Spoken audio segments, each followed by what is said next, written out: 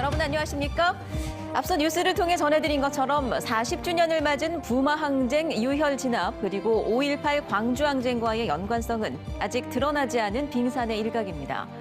창사 60주년을 맞은 부산 MBC는 올해 부마항쟁의 숨겨진 진실을 찾는 데 노력을 기울이려고 합니다.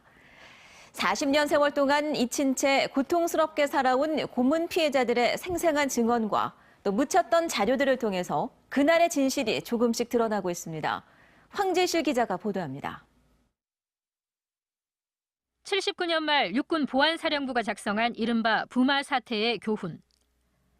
초기 강경 대응이 약해 부마 항쟁 진압에 실패했다고 평가한 뒤 시민들의 간담이 서늘할 정도로 겁을 주고 과감하게 무력을 사용하라고 서술합니다. 보안사가 작성한 이 내부 문건은 부마 항쟁 직후 전 군에 전파됐습니다. 부마 항쟁 7개월 뒤 발생하는 광주 항쟁 유혈 진압의 배경에 바로 이 교훈 문건이 있습니다. 부마의 교훈은 그 5.18 때 그대로 적용이 됐고, 5.18 이전에 그래서 부마의 교훈에 따라서 5.18의 계획을 세운 거니까. 부마에 첫 투입된 3공수 특전 여단은 7개월 뒤 광주역에서 5.18의 첫 집단 발포 사건을 일으킵니다. 부마와 광주를 연장선상에서 규명해야 하는 가장 큰 이유입니다. 80년도 2월 달부터는 충정훈련이 강화가 될 때 7공수나 11공수 같은 경우에는 부마의 경험들 자체, 그때의 시위 진압의 경험들 자체가 그대로 전수되었다라고 볼 수 있습니다. 12.12 군사반란으로 권력을 잡은 신군부 세력은 박정희가 생존해 있던 부마 항쟁에서 어떻게 압력했을까? 부산 MBC는 부마를 교훈 삼아 광주를 유혈 진압했던 신군부, 그 핵심 인물의 79년 10월 부산 행적을 추적합니다. 모든 얘기를 그냥 지네들이 원하는 것의 150%를 얘기하도록 만드는 이제 그런 기간이에요. 그 속에서 이제 인격은 걸레가 되는 거죠, 완전히. 부마의 국가폭력 피해자들은 40년 세월을 잊혀진 채 살았습니다. 알려지지 않은 수많은 시민들이 아직도 고문의 트라우마에 시달리고 있습니다. 딱 도니까 복도가 있더라고요. 뛰어가 이제 차라리 깨끗하게 죽는 게 낫겠다 싶어서 머리부터 집어넣었거든요. 처참했던 광주 항쟁의 진상조차 여전히 규명되지 않은 지금. 40년 세월, 고통을 감내하며 살아온 그들이 바로 우리 옆에 있었습니다. 잘못했다고 얘기 좀 해주세요. 잘못했다고. 꿀 짜서 잘못했다고. 국가가 잘못했다고. 미안하다고 사과해 주세요. 부산 MBC는 부마 항쟁 관련자와 전문가 40인의 인터뷰를 통해 묻혀졌던 40년 전 그날의 진실을 조명합니다. MBC 뉴스 황지실입니다. 부산의 한 대학가에서 20대 여대생이 무참히 살해되는 안타까운 일이 벌어졌죠. 이런 일을 막기 위해서 거리 곳곳에는 24시간 감시 카메라가 설치돼 있습니다. 그러나 범죄를 예방하기엔 역부족이라는 지적입니다. 송광모 기자입니다. 한 남성이 20대 여대생을 뒤쫓더니 잠시 뒤 가방만 들고 사라집니다. 여대생은 남성에게 무참히 살해된 채 3시간 뒤 주차된 차량 밑에서 발견됩니다.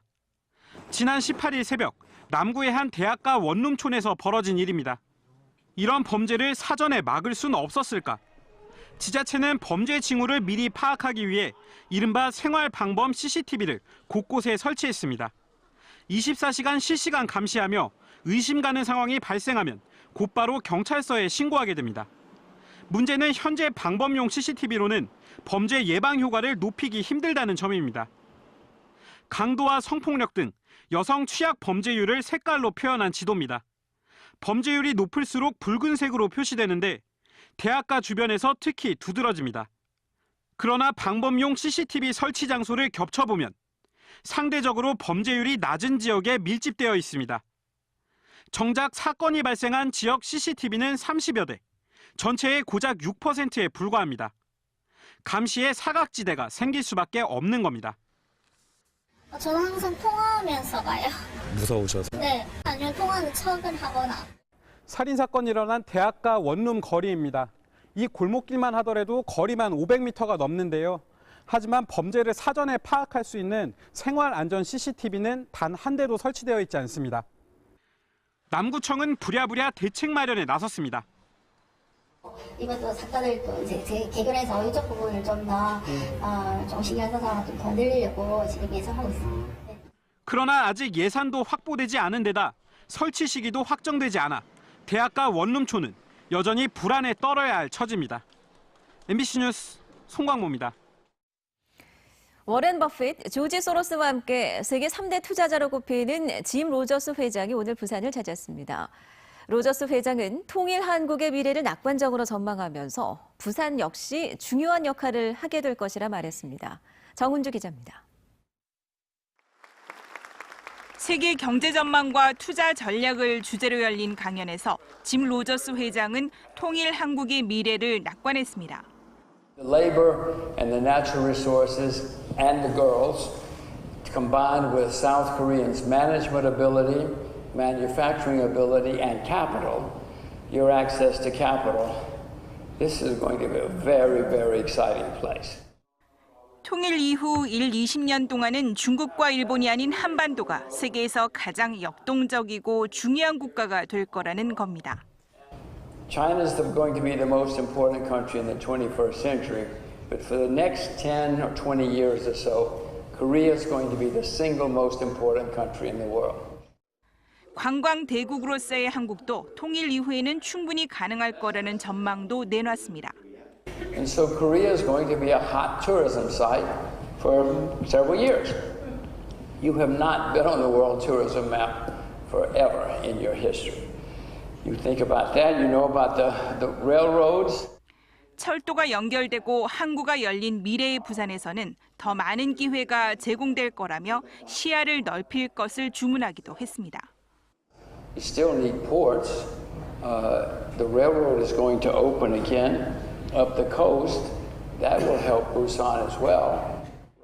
우리 나이로 올해 78살인 짐 로저스 회장은 1969년 조지 소로스와 헤지 펀드인 퀀텀 펀드를 설립해 10년 동안 4,200%라는 경이적인 수익률을 올리며 월가의 영웅, 현명한 투자자로 이름을 날렸고 강연과 명예박사학위 수여 등을 위해 부산을 찾았습니다. MBC 뉴스 정은주입니다. 박극재 전 서구청장이 부산 공동어시장 사장으로 취임했습니다. 그런데 취임 첫 일성으로 어시장 공영화에 대한 부정적인 입장을 밝히면서 시와의 갈등이 본격화되고 있습니다. 박준호 기자입니다. 부산 공동어시장 신임 사장에 박극재 전 서구청장이 선출됐습니다. 박 사장은 3선 구청장을 지낸 정치인. 그가 업 경영자로 변신하게 된 배경은 낙후한 공동어시장의 개혁이 시급했기 때문입니다. 세상이 변하고 있는데 그동안 서구도 변하고 있는데 공동의 시장은 정말 하나도 안 변한다. 과연 이래가지고 되겠느냐. 박 사장은 최대 현안인 공영화 추진에 대해 섣부른 감이 있다며 부정적인 입장을 밝혔습니다. 지난 2014년 부산시의 공영화 추진이 무산된 전례를 들어 보상 협의가 쉽지 않다는 겁니다. 50, 60년을 하면서 업권을 가지고 있는데 업이라는 이 보상을 해줄 수가 없게 돼 있거든, 구조가. 공영화 문제에 대해서는 상당히 많은 논란이 좀 있을 수 있다, 이렇게 말씀드리겠습니다. 그러면서 현대화 사업부터 속도를 내야 한다고 강조했습니다. 부산시는 공영화 추진이 뒤로 밀릴 수 없다며 박 사장의 발언에 노골적인 불쾌감을 드러냈습니다. 수협주도의 현대화는 어렵고 부산시가 공영화 계획을 미리 발표했고 또 협의 중에 있기 때문에 조금 잘못 생각하신 것 같다, 이렇게 말씀드립니다. 박 사장의 총선 출마설이 끊이지 않는 가운데 공동어시장 공영화 논쟁이 정치권으로 확산될 가능성도 높아지고 있습니다. MBC 뉴스 박준호입니다. 학교 폭력 예방 교육에 딱딱한 강의 대신 버스커가 등장해 노래를 부른다면 어떨까요? 좀처럼 줄지 않는 학교 폭력을 예방하기 위한 이색적인 강연이 학생들의 호응을 얻고 있습니다. 김요나 기자입니다. 학교 폭력 예방 교육이 한창인 한 중학교 강당. 경찰관의 강의가 끝나자 버스커의 흥겨운 노래가 이어집니다.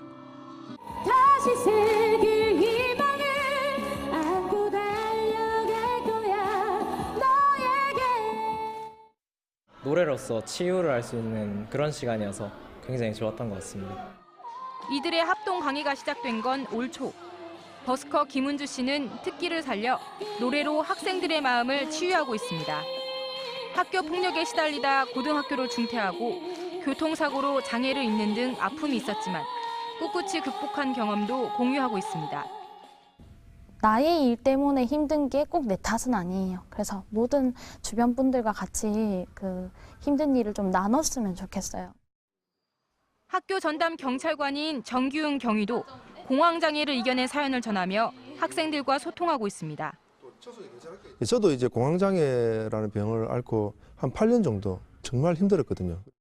또 그걸 극복한 이야기를 학생들한테 하면 우리 학생들에게 이제 진짜 마음으로 좀 다가갈 수 있지 않겠나 하는 마음이.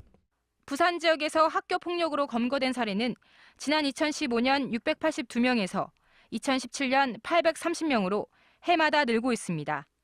이렇다 보니 SNS를 활용한 교육이나 학교에 개그맨을 초청하는 등 교육 방식도 한층 다양해지고 있습니다. 학교 폭력 근절을 위한 노력은 비단 학생들만의 몫이 아닙니다. 학교를 보듬는 지역사회와 관계기관의 노력이 중요한 만큼 앞으로도 학생들의 고민을 담을 수 있는 다양한 노력들이 이어져야 할 것으로 보입니다. MBC 뉴스 김윤아입니다. 오늘 새벽 1시쯤 강서구 명지동의 한 아파트 단지 신축공사 현장 앞 도로가 가라앉으면서 물이 차올라 일대 차량 통행이 제한되고 있습니다. 문제 도로는 어제 저녁부터 치마가 시작돼 지름 15m, 깊이 1.6m로 가라앉았고 신호등과 가로수도 15도가량 기울어져 긴급 복구 작업을 위해 4개 차로가 통제됐습니다.